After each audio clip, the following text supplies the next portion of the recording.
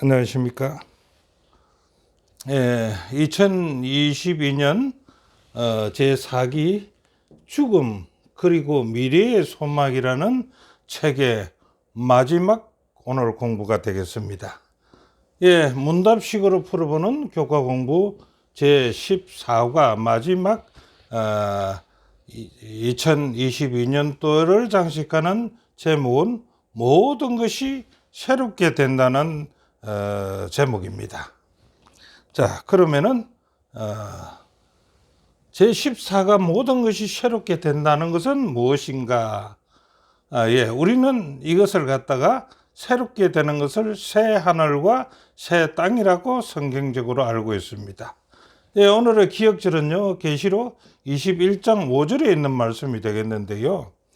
보좌에 앉으시니가 이르시되 보라, 내가 만물을 새롭게 하노라 하시고 또 이르시되 이 말은 신실하고 참되니 기록하라 하시더라, 이런 말입니다. 만물을 새롭게 하는 것이 이 말이 신실하고 참되니까 요한을 보고 이것은 기록해 놓아라 라고 말씀했다는 것이 오늘 주제의 성경절이 되겠습니다. 자, 베드로서 3장 13절에 보면은 이런 말씀이 있습니다. 우리는 그의 약속대로, 이 약속대로입니다. 약속이 무엇이냐? 새 하늘과 새 땅을 바라본다는 겁니다. 하나님이 약속하신 새 하늘과 새 땅을 우리는 바라보고 있다, 이 말씀이 되겠지요. 자, 계시록 21장 또 이전에는 이렇게 말합니다. 또 내가 새 하늘과 새 땅을 보니 처음 하늘과 처음 땅은 없어졌더라, 이렇게 합니다. 그런데요, 여기 보니까 우리의 소망인 하나님께서 약속하신 새 하늘과 새 땅인데 이 두 성경절을 바라보는 부류가 여러 가지가 있다 이겁니다. 그래서 오늘 여기 이제 세 부류를 한번 나누어 봤는데요. 여기에 대해서 사람들이 어떻게 생각하는가? 새 하늘과 새 땅이란 그냥 우리가 살고 있는 이 세상하고는 좀 별개다. 그래서 내세의 희망을 이용한 대중을 지배하려 했던 자들이 지어낸 환상 속의 얘기로 여긴다, 이렇게 보고 있는 사람들이 있는가 하면은요, 어떤 부류는 새 하늘과 새 땅에 대한 우리가 가지고 있는 그런 게 그리스도를 믿는 자들이 가지고 있는 성경 약속의 진실은 달라지지 않고 우리는 그것을 바라보고 있다, 이렇게 얘기하는 사람도 있습니다. 그럼 또 어떤 부류가 있느냐? 말세에 거짓 교사들이 나와서 성경을 부정하는 얘기를 하고 있습니다. 거짓 선지자들. 그것이 베드로후서 3장 3절부터 7절에 있는 말씀이 되겠는데요. 여기 무슨 말씀이 있느냐 보니까 말세예요. 말세가 되면은 기롱하는 자들이 와서 기롱한다 이거죠. 이 기롱이라는 게 뭡니까? 여기 기롱이라는 게 거짓 기자의 희롱할 농자입니다. 그러니까 거짓말을 가지고 참말이 아닌 거짓말을 가지고 희롱하더라 이겁니다. 그 자들이 어땠는지 거짓말을 가지고 희롱하면서 어떤 말을 하느냐? 예수님 재림의 약속이 어디 있느냐? 예수님의 재림의 약속이 어디 있느냐? 이렇게 거짓말로 놀려댄다 이겁니다. 그러면서 하는 말이 그들이 조상들이 잔 후로부터 만물이 처음 창조할 때와 같이, 그러니까 이들이 이 기롱하는 자들이 창조한 것은 아는 모양이죠. 창조할 때와 같이 그냥 있다 하니 하늘이 옛적부터 있는 것과 땅이 물에서 나와 물로 성립한 것도 하나님의 말씀으로 된 것을 알고 있는데 일부러 불어 이절을 한다 이겁니다. 이 불어란 말은 일부러 이 말인데 그 말의 뜻이 뭡니까? 어떤 목적이나 생각을 가지고 거짓말하고 있다. 놀리면서 거짓말하고 있다. 이런 부류가 있다 이죠. 자, 이런 부류가 있는 가운데 오늘 공부는요, 새 하늘과 새 땅에 대한 확실한 약속을 우리는 알아봐야 되다. 그래서 이 기롱하는 자들이 저거가 거짓말하고 있다는 것을 우리가 알 수가 있지요. 자, 그러면 첫째 날부터 들어갑시다. 첫째 날, 하늘과 새 땅이라는 겁니다. 자, 천국을 바라보는 사상들이 좀 다른 사상들이 있습니다. 그 첫째 부류가 뭐냐 그러면 그리스 철학들의 사상입니다. 그래서 그리스 철학으로서 본 천국은 어떤 천국을 보느냐? 이원론적 사상으로 본다 이겁니다. 자, 이원론적 사상이 뭡니까? 사람은 몸과 정신, 그러니까 영과 혼, 몸이 따로다. 그 이원론이 됩니다. 이렇게 사상으로서 보면서 우리가 말하는 천국을 바라보면서 어떻게 바라보느냐? 예. 물질은 사람은 육체거든요. 육체. 물질이라고 하는 거는 육체는 어느 시점에 이르러 자기 역할을 다하게 되면은 그 우리의 가진 육체는 분해가 되어서 사라지기 때문에 진짜 사람, 육체, 진짜 사람이 사는 진짜 천국이 있다는 것은 아니다 이거죠. 그건 뭐가 있는가? 영적 상태, 영과 혼이라 이 말이죠. 영적 상태의 공간이 있을 것이라고 본다. 이 그리스 철학자다. 이 그리스 철학만 아니고요. 한국 철학도 마찬가지일 겁니다. 우리나라의 철학을 하는 사람도 영과 혼을 갖다가 중시하고 죽으면 영과 혼이 불멸한다는 사상을 가지고 있기 때문에 이런 사상을 얘기할 것이다. 예. 그 다음에 두 번째는요. 성경적 사상으로 본 새 땅은 어떤 것인가? 어떻게 생각해야 되는가? 성경은요.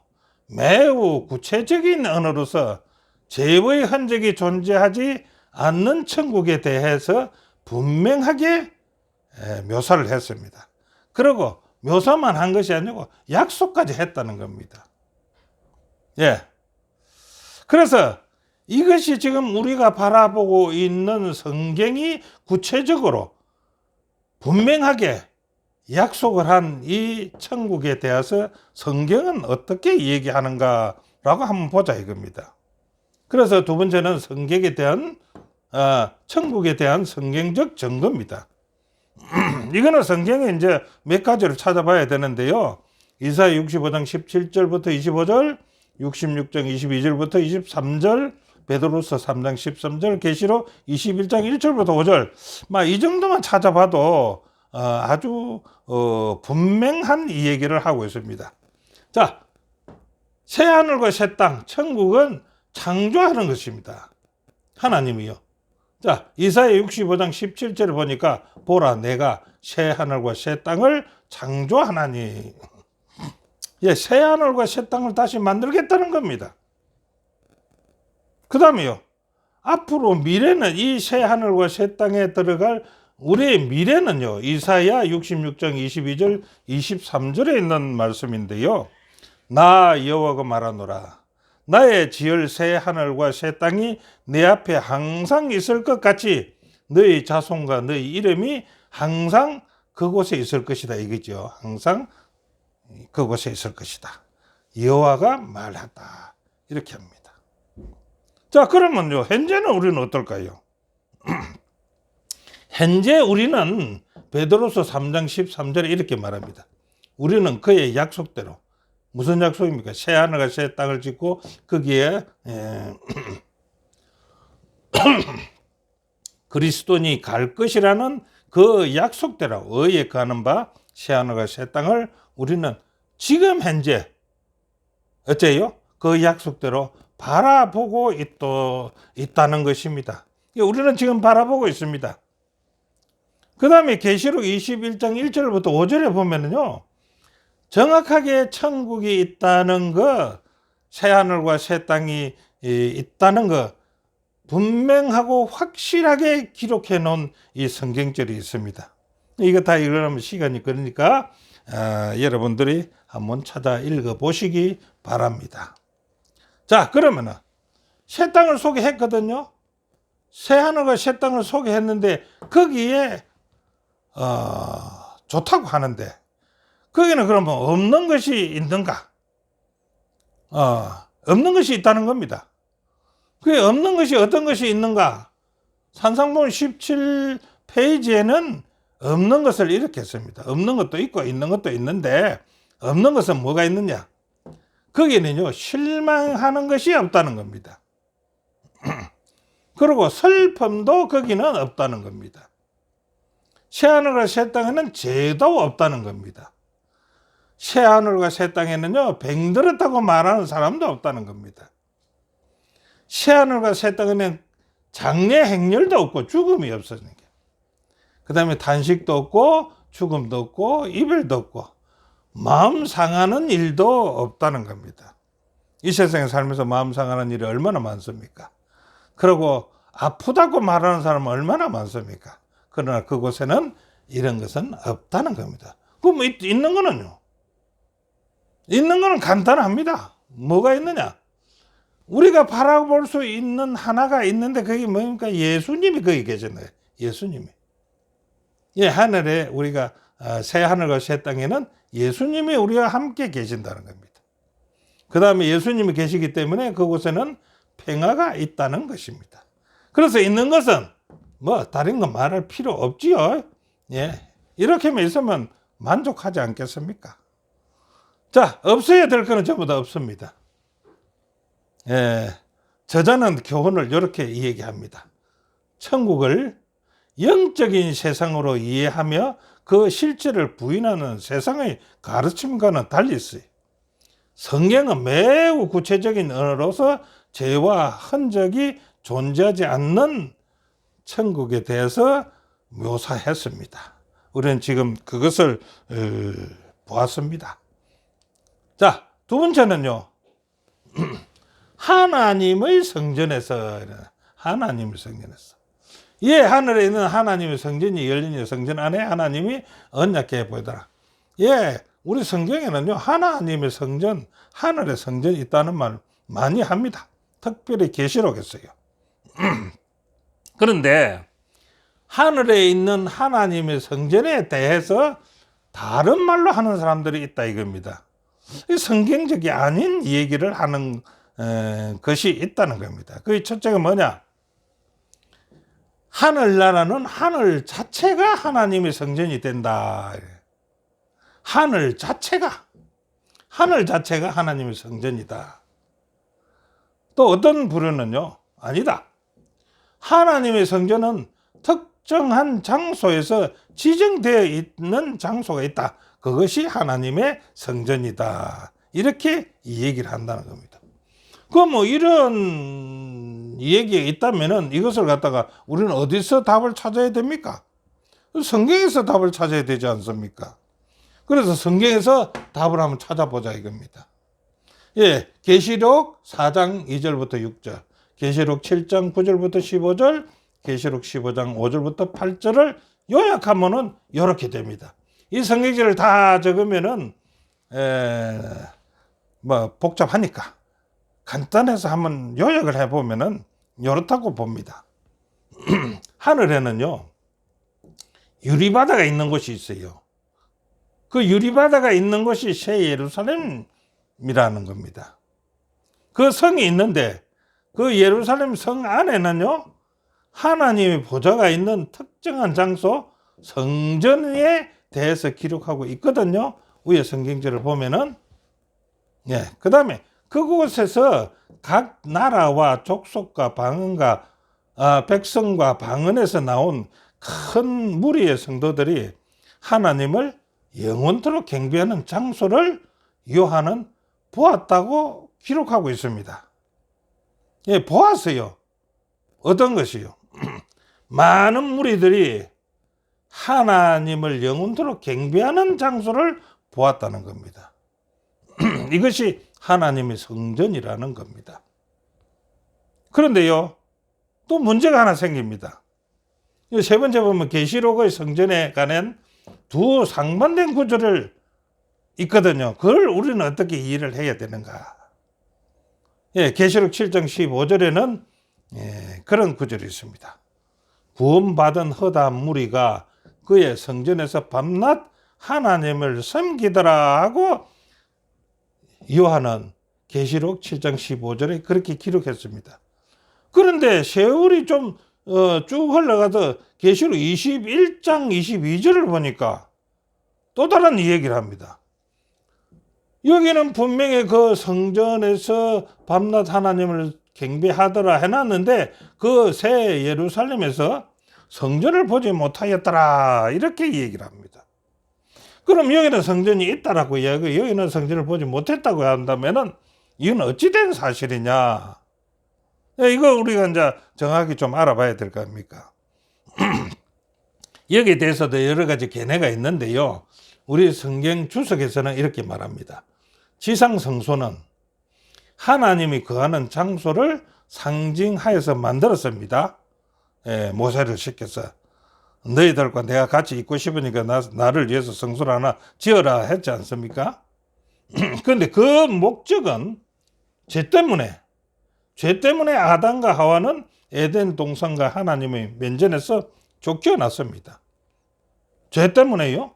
그 죄가 제거될 때 교회는 다시 그분의 면전에서 살 수 있게 될 것이며 하나님의 거처를 상징하기 위한 어떤 건물도 필요하지 않을 것이다. 이렇게 성전이 보이지 않더라. 이 말에 대해서 주석을 해놨다 이겁니다. 그러니까 이게 뭡니까? 이 땅에 성전이 생긴 것은 죄 때문에 생겼고 죄가 제거되고 나니까 그 성전이 필요가 하지 않았다. 그래서 성전을 보지 못하였다라고 얘기한다는 겁니다. 자, 그러면은요, 이 교과를 저자가 하는 말은 무엇입니까? 죄의 출현과 함께 그 성전은 인류에게 구원이 주어지는 장소로 역할을 하게 되었다. 예, 죄를 지은 인간이 구원을 위해서 성소라는 장소가 그 역할을 하게 되었다. 그 다음에 죄의 문제가 끝나게 되면 하늘 성소는 다시 본래 기능을 회복하게 될 것이다. 이 본래 기능이 뭐인지를 한번 뒤에 보지요. 예, 것이다. 요한계시록 21장 22절에는 요한은 만군의 주 하나님과 어린 양이 그 성전이기 때문에 더 이상 성전을 보지 못했다고 전한다. 우리 교과 194페이지에 저자는 이렇게 얘기합니다. 성전을 보지 못했다는 말은요, 죄를 해결하고 나니까 성전이 없어졌더라. 하나님과 어린 양이 자체가 성전이기 때문에 특별한 성전을 보지 못했다라고 이 얘기하고 있다 이겁니다. 그래서 어떻게 생각해야 될까? 이거 한번 보겠는데요. 성전의 기능을 우리가 한번 봅시다. 성전의 기능은 뭘 하는 데입니까? 성전은 죄인을 구원하기 위해 절차가 진행되는 곳이 성전입니다. 우리 이 땅의 성전에서는 죄 때문에 우리가 성전에서 행해지는 구원의 표를 했지 않습니까? 그다음 두 번째는요, 죄의 문제가 해결이 되면은 하늘 성소는 본래의 기능으로 회복하게 된다. 예, 본래의 기능이 뭡니까? 여기 보니까 주 하나님과 어린 양이 그 직접 성전이 된다 이겁니다. 이게 본 기능이라 이거죠. 근데 여기서 본래 기능이 회복이란 계시록 21장 22절에 주 하나님 곧 전능하신 이와 및 어린 양이 그 성전이 된 것이 본 기능이었다. 이래 본래의 기능. 그래서 죄가 없어지면 본래의 기능으로 갔는데 그 본래의 기능은 어린 양과 하나님이 성전이 직접 되신다. 이렇게 얘기합니다. 자, 그래서 다시 한번 설명한다면 구속 사업이 끝나기 전에는요, 계시록 11장 19절에 이에 하늘에 있는 하나님의 성전이 열리니 성전 안에 하나님이 언약궤가 보이더라. 이렇게 기록했습니다. 그런데 구속 사업이 끝나고 나니까 계시록 21장 22절에 성 안의 성전을 내가 보지 못하였으니 이는 주 하나님 곧 전능하신 이와 및 어린 양이 그 성전이 되기 때문에 성전을 보지 못하였다라고 얘기한다는 겁니다. 자, 저자는 교훈에서 이렇게 말합니다. 새 예루살렘에 있는 하나님의 성전에서 각 나라와 족속과 백성과 방언에서 나온 큰 무리의 성도들이 하나님을 영원토록 경배할 것이다. 여기는 또 새 예루살렘의 성전이 있다라는 뜻으로 비춰지지 않습니까? 그런데 이거는 하나님이 성전이 되고 어린 양이 성전이 되기 때문에 이 큰 무리들은 하나님을 어디서 언제든지 경배할 수가 있다라는 것을 의도하는 것 아닌가 하는 생각을 해볼 수가 있습니다. 자, 셋째 날은요, 하나님의 임재 가운데 임할 있을지, 임하여서 어디서 와가지고 우리와 함께 있는 것을 임재라 이렇게 얘기한다는 거 아닙니까? 네. 그런데 하나님이 우리와 함께 계신다면 하나님의 모습이 어떻는가 우리가 알아야 될 거 아닙니까? 정말 우리와 함께 계실 수 있는가? 그런데 디모데전서 6장 16절을 보니까요, 하나님이 우리와 함께 임재하셔서 우리와 함께 있을 수 없다고 봅니다. 왜냐고요? 가까이 가지 못할 빛에 거하시고 아무 사람도 보지 못하였고 또 볼 수 없는 자가 하나님이신데 우리와 함께 있다고요? 말이 맞지 않느네요. 그 다음에 요한복음 1장 18절에는요, 본래 하나님을 본 사람이 없다고 말합니다. 하나님을 본 사람이 없는데 임재해서 우리가 함께 있을 것이라. 예. 어떤 사항인지 또 보겠습니다. 출애굽기 33장 20절에는 이렇게 얘기합니다. 또 가라사대 내가 내 얼굴을 보지 못하리니 나를 보고 살 자가 없습니다. 이거는 뭡니까? 하나님이 임재한다면 모두가 다 죽는다는 겁니다. 하나님 보고 살 자가 없는데요. 그런데요, 우리가 하나님의 얼굴을 볼 수가 있다는 겁니다. 임재하여서 우리가 하나님의 얼굴을 직접 볼 수가 있다는 겁니다. 거기 마태복음 5장 8절에 있는 말씀입니다. 뭡니까? 마음이 정결한 자는 복이 있나니 저희가 하나님을 볼 것이라 이겁니다. 딱 이거 하나만 봐도 어떻습니까? 죄인은 볼 수가 없고 죄가 없는 사람, 마음이 정결한 자는요, 볼 수가 있다 이거 아닙니까? 그 다음에 요한일서 3장 2절에는요, 사랑하는 자들 우리가 지금은 하나님의 자녀라. 그가 나타나심이 되면은 우리가 그의 계신 그대로 볼 것을 인함이니라. 예, 여기는 우리가 뭡니까? 하나님의 사랑하는 자들입니다. 하나님을 사랑하는 자들. 그러니까 이는 하나님의 자녀들은 하나님을 볼 수가 있는데 계시록 22장 3절 4절에는 하나님과 그 어린 양의 보좌가 그 가운데 있으리니 그의 얼굴을 볼 것이다. 예, 얼굴을 보는 상황이 있다는 겁니다. 그러면 어떤 때는 보고 어떤 때는 못 보나 이거지요. 그러니까 여기서 이것만 읽어보면 뭡니까? 죄가 있을 동안에는 하나님의 모습을 볼 수가 없다는 겁니다. 그런데 여기는 죄와 상관이 없다면은 하나님을 볼 얼굴을 직접 볼 수가 있다는 뜻 아니겠습니까? 자, 그것을 정언의 말씀에서는 어떻게 말하는지 한번 봅시다. 각시대 대정도 676페이지, 677페이지에 있는 말씀이 되겠습니다. 우리는요, 하나님의 행상을 마치 거울 속에 비친 것처럼 그 다음에 천년계 가운데서 또한 그분께서 인류를 취급하시는 일을 통하여만 우리가 지금까지 봤습니다. 그렇게 희미하게 봤다 이거죠. 그러나 그때가 언제입니까? 예수님이 재림하시고 우리는 하늘을 가게 되면 그때는 사이를 가로막아 놓았던 희미한 휘장 없이 하나님을 직접 대면하여 보게 될 것이다. 우리는 그분 앞에 서서 그분의 얼굴의 영광을 직접 바라볼 수가 있다. 무슨 뜻인지 이해가 가시죠? 죄가 있는 때와 죄가 없는 때와 우리가 예언의 정언에서는 이렇게 그분의 얼굴의 영광을 직접 볼 수가 있을 것이다. 예. 이것을 정리한다면 이렇게 정리할 수 있겠지요. 죄인은 하나님을 볼 수 없습니다.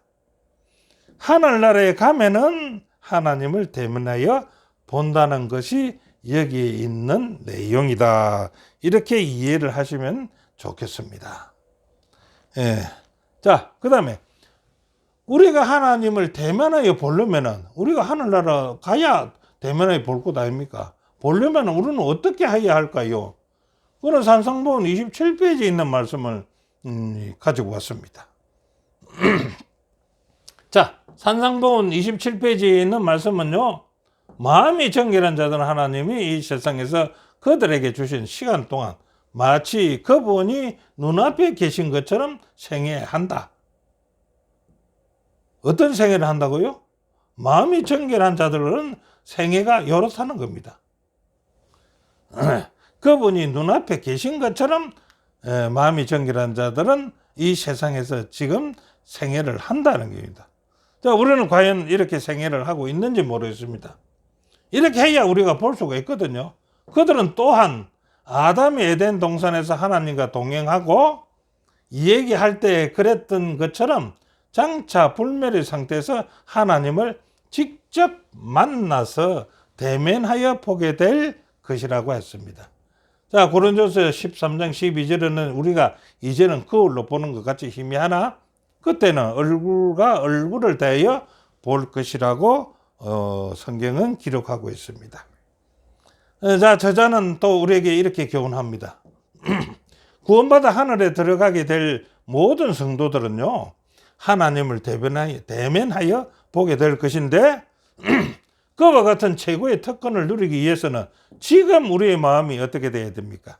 지금 우리의 마음이 정결하게 되어야 한다라고 얘기하고 있습니다.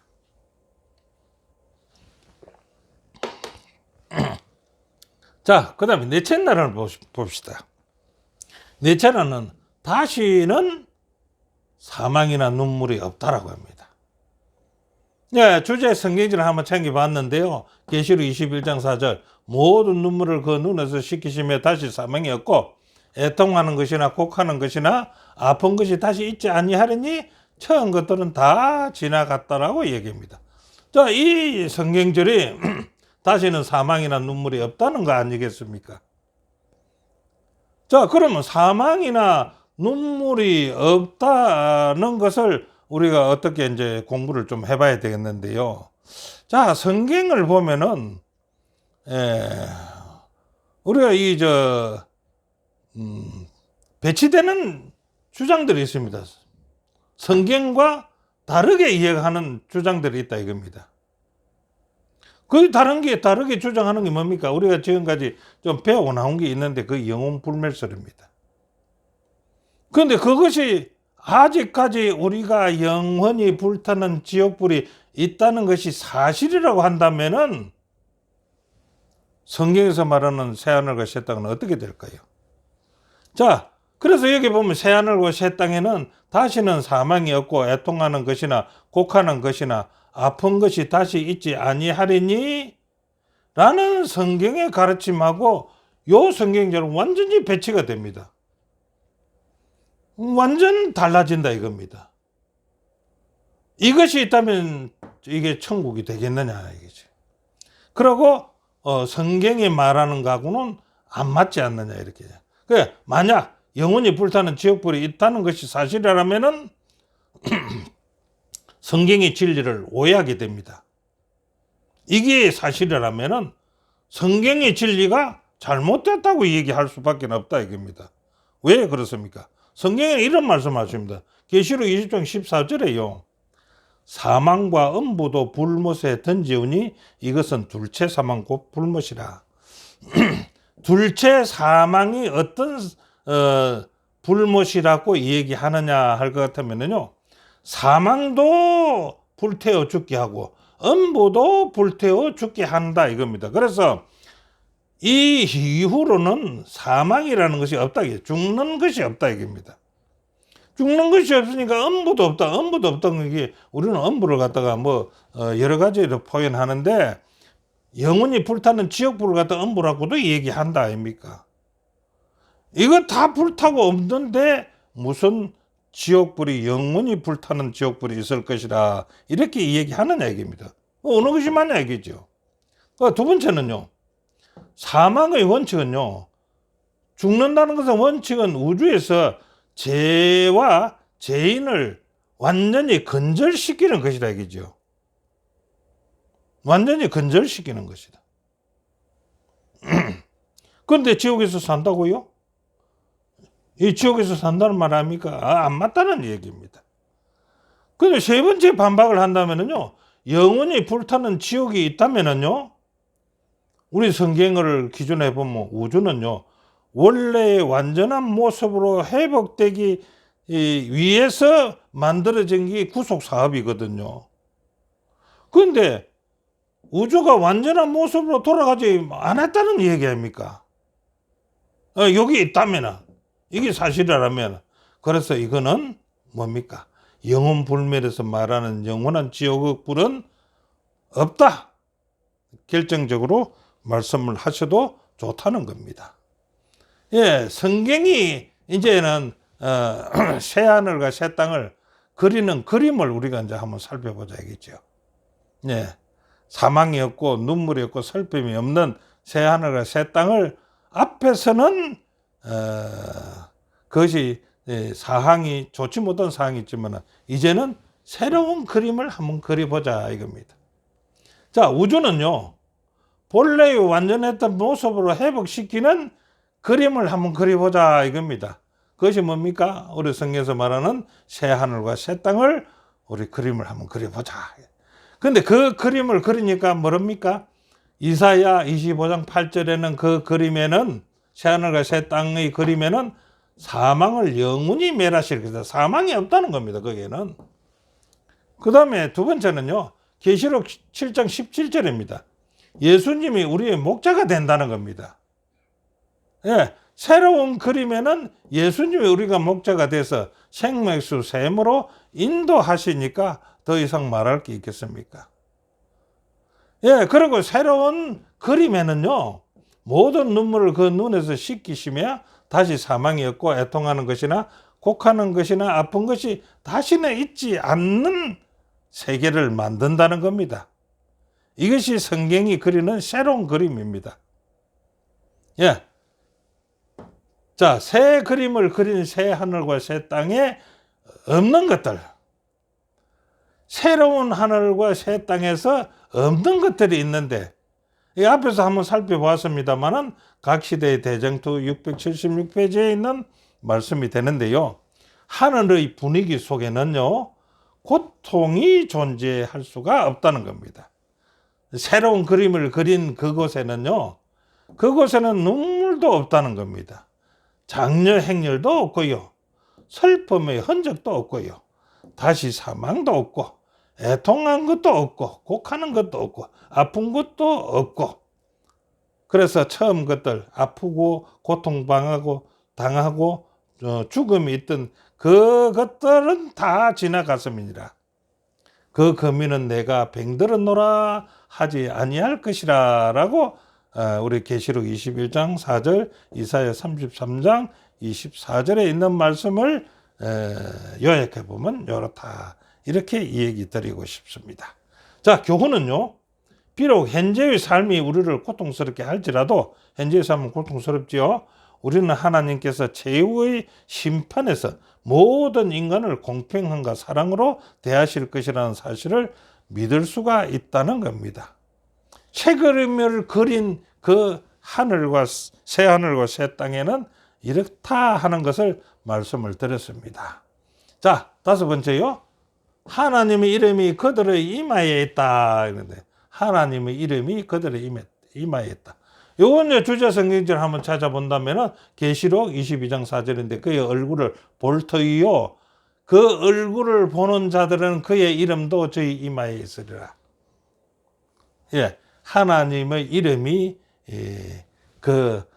구원받은 자들의 이마에 있다. 그럼 뭐 이마에 이름이 있다는 말의 뜻은 무슨 뜻이 있을까요? 예, 여기 적어놨습니다.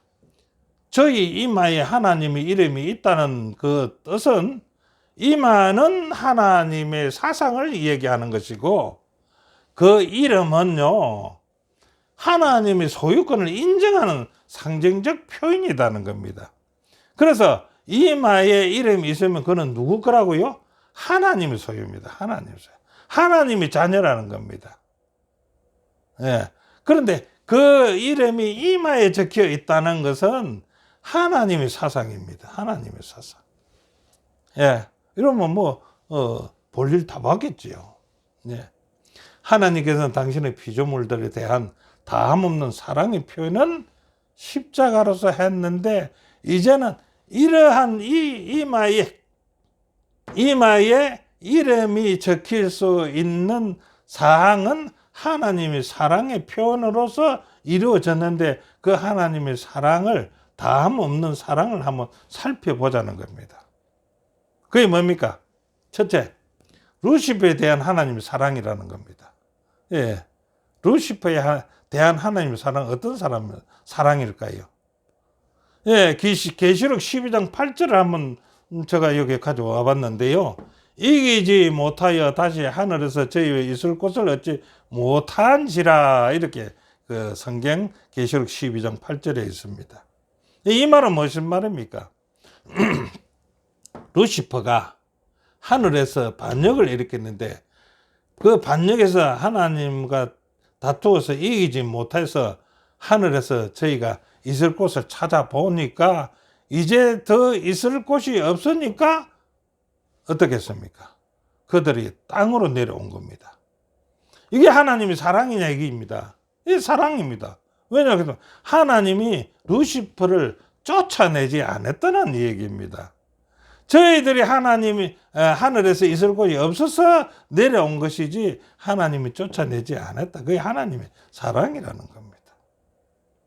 두 번째는요, 아담 하와에 대해서입니다. 아담과 하와에 대한 하나님의 사랑은요, 어떤 사랑입니까? 성경에는 창세기 3장 24절에 하나님이 그 사람을 쫓아내시고 이렇게 얘기했습니다. 즉 말해서 하나님이 아담 하와를 이제 찾아왔습니다. 범죄한 이후에 찾아와서 숨었는데 숨어 있는 것을 불러냈습니다. 불러내 가지고 하나님이 이제 호통을 치겠지요. 야, 이 너가 먹지 말라는 것을 먹어서 너희는 죽게 됐으니까 이 에덴 동산에서 나가 하고 쫓아냈다는 얘기입니까? 그거 아니지 않습니까? 예, 그건 아닙니다. 저는 이렇게 생각합니다. 아담 하와 불러놔 놓고 뱀도 같이 불러놔 놓고 다 대면해서 이 얘기 했지 않습니까? 예, 이 얘기 하면서 너가 여기 있으면 안 되니까 너는 이제는 밖에 나가서 살아야 되겠다. 그러나 앞으로 너가 어떤 행편이 있을 것이라 하는 것을 창세기 3장 15절에 이제 말씀을 해 주시지 않습니까? 내가 너로 여자와 원수가 되게 하고 너의 후손도 여자의 후손과 원수가 되게 하리니 여자의 후손은 내 머리를 상하게 할 것이요 너는 그의 발꿈치만 상하게 할 것이다. 예, 이렇게 해서 이게 구원의 소식 아닙니까? 이런 희망을 가지고 아담 하와는 에덴 밖으로 하나님과 얘기한 대로 하나님의 말씀을 쫓아내시고 이거 쫓아 나오시다 이겁니다. 저는 그렇게 이해하고 싶습니다. 예, 그것이 아담 하와에 대한 하나님의 사랑이었습니다. 그 다음엔요, 그 이후에 타락한 피조물들에 대한 하나님의 사랑은 어떤 사랑이 있을까요? 그거는 구원의 계획입니다. 네, 구원의 계획이 어떤 것입니까? 구원의 계획은요, 지구가 창조되기 전에 이미 세워놨습니다. 이 성경절이고요. 그 다음에 타락 직후에 에덴에서 인류에게 이렇게 선포했습니다. 그 다음에요, 이 계획은 훗날 이스라엘 백성들이 성소 제도로서 다시 한번 확인시켰습니다. 그 다음에요, 그 확인시킨 이후에 예수님께서 이 땅에 오셔서 삶과 죽음 그리고 부활을 통해서 마침내 그 완전한 모습이 이루어졌던 것입니다. 자, 예수님이 제공하신 십자가의 구원은요, 우리는 이제는 어떻게 해야 되느냐? 믿음으로 받아들이는 것이 우리는 상책입니다. 그것이 모든 사람에게 주어진 것입니다. 믿음으로 말미암아서 우리는 예수님이 제공하신 구원을 얻을 수가 있다 이겁니다. 예. 그래서 그걸 하나 예를 든 것이 뭐냐 그러면 로마서 4장 23절에 만일 아브라함이 행위로서 의롭다 하심을 받았으면 자랑할 것이 있겠지요. 그러나 하나님 앞에서는 자랑할 것이 없다는 겁니다. 성경이 말하기를 뭐랍니까? 아브라함이 하나님을 믿음에 그것이 아브라함에게 의로 여겨진 바가 되었다라고 얘기합니다. 그래서 아브라함은 우리가 보통 성경을 읽으면서 자기 독생자 아들을 갖다가 하나님이 바치라 하니까 그 바친 그 행위가 의인이라고 얘기하는 사람도 상당히 많습니다. 그러나 그것은 아니고 로마서 분명히 말하기를 그가 아브라함이 하나님을 믿음에 그것이 그에게는 의로 여겨지지 그 아들을 바친 그 행위가 의인이라고 부르지 않았다는 겁니다. 자, 이것을 이제 얼쩍 마무리를 해가면서요. 십자가 전에나 후에나 구원은요, 항상 행위로 말미암는 구원이 아니고 믿음으로 주어지는 것이지 결코 행함의 대가로 구원을 받는 것은 절대 아니라는 것입니다. 그러면 행함은 무엇인데요? 우리가 행함이 없어도 되느냐? 아닙니다. 행함이 없으면 우리는 믿음은 죽은 믿음이라 했습니다. 그래서 단지 우리는 행위는요, 우리가 받은 구원에 대한 표현이라는 겁니다. 그래서 우리가 구원을 받았기 때문에 우리가 하나님의 율법에 대한 행위를 하고 있다는 겁니다. 이해가 가시지요? 예, 제자는 이것을 이렇게 얘기합니다.